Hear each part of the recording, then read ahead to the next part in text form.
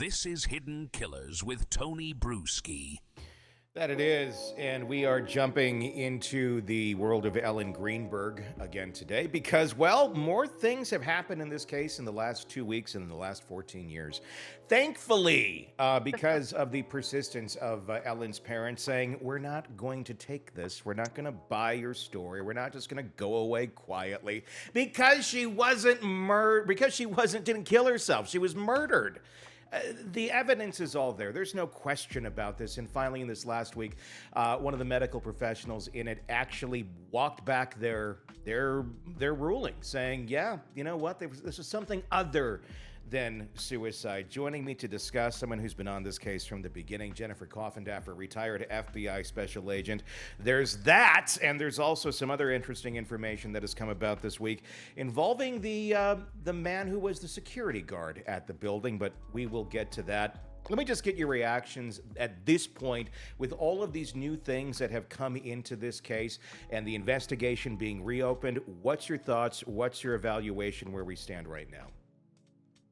Well, we are in a very positive space from the standpoint of there's been a very serious turning point. Anytime you have a medical examiner who they never change their mind, almost never. Mm-hmm. And he has changed his mind. And this is in obviously a very high publicized case. It's a case that's so important. And to say for a third time a change, right? Mm-hmm. Homicide, no suicide. No, now we're back to unknown but not suicide, is really unheard of, Tony. And just imagine how this affects his standing in terms of being an expert on the stand. Mm-hmm. And apparently, when he's been on the stand in the past, and I just learned this, they have actually held up pictures to the juries where he has been testifying and said, "This is the same guy who ruled this a suicide."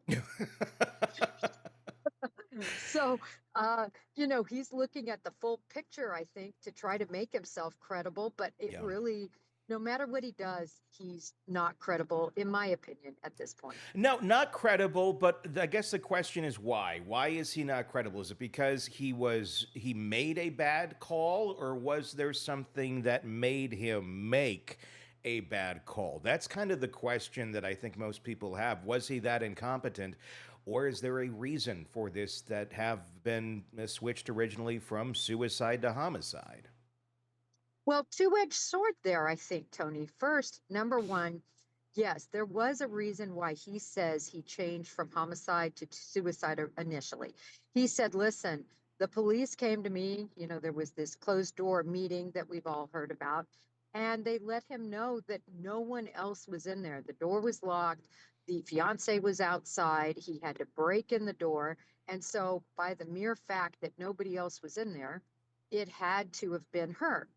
And that's what made him switch. But on its face, that's so unusual for somebody who is in the practice of practicing medicine as a pathologist, is going to just look away from the medical evidence and say, oh, I'm making this determination based on what the police told me about somebody being there or not being there.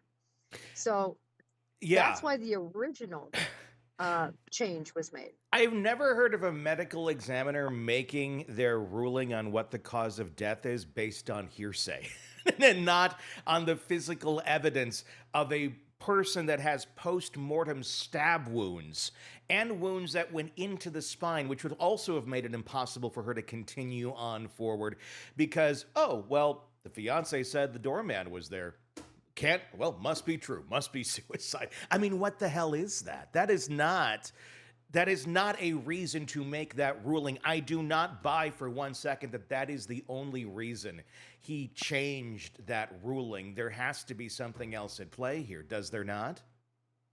Well, I think the mere fact that there was this meeting that took place with multiple individuals, and that after that meeting, all of a sudden the change happened, it really makes you just call into question, because he should have known that information well early on. And quite frankly, his medical finding at the beginning, he was so specific and said she was stabbed by someone.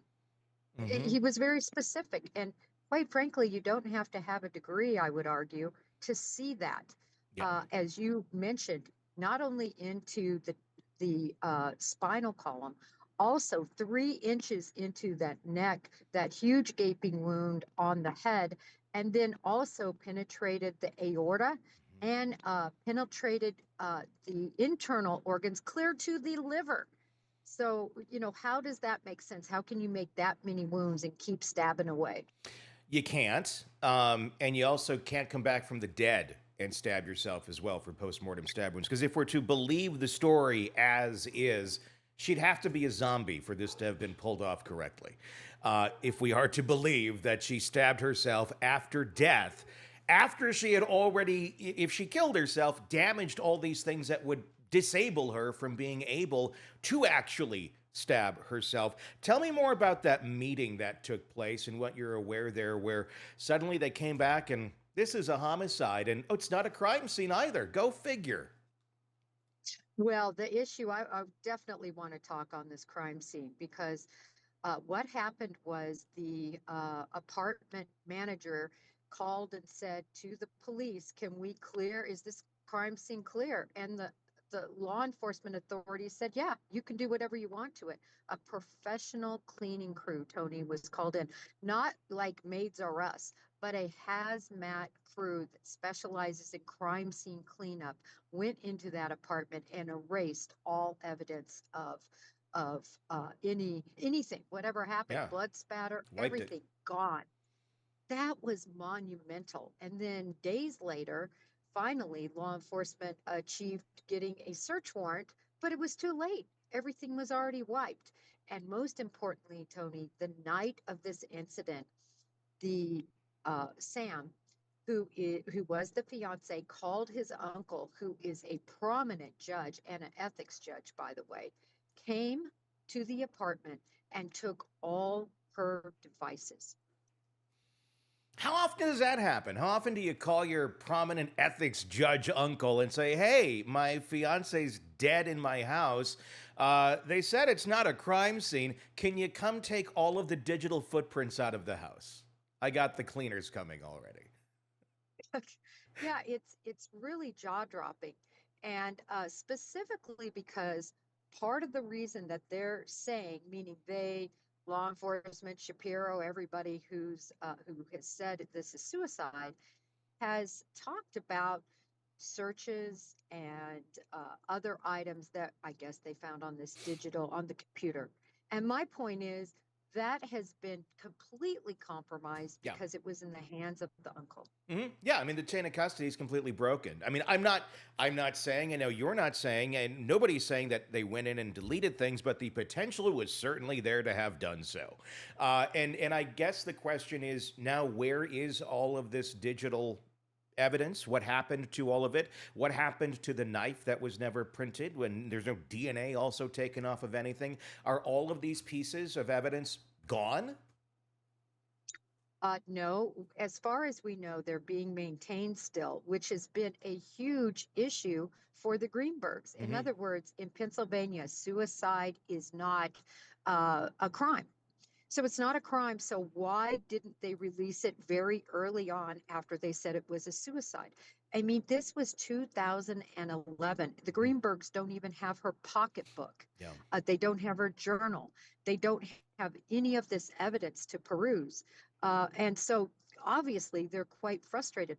They have hired so many different pathologists. They even hired the great Cyril Wecht, who came out and said this is most probably a homicide, not a suicide, Hmm. in a memo that I read. And so essentially, they're working without a lot of the evidence. And why did the state feel compelled to keep it? I should say the Commonwealth County. Why? How come none of that was brought into discovery in these civil cases? I mean, could that not have been brought up, brought into this? I mean, there are key pieces to this case. Oh, definitely. And that civil suit was brilliant because the civil suit the Greenbergs filed that finally went to trial on Monday, just this last Monday. Well, I say went to trial. It was halted very quickly because the guess what? The ME's office, who they were suing, and the ME, Dr. Osborne, they quickly wanted to make a deal. They Hmm. did not want to let all of this evidence and information get out into the public eye. And certainly they have been able to obtain a lot of evidence during their examination in preparation for their civil suit, but they still don't have a lot of it, Tony. And it's just really incomprehensible what they've been through. Want more on this case and others? Then press subscribe now and don't miss a moment of true crime coverage from Tony Bruschi and the Hidden Killers podcast.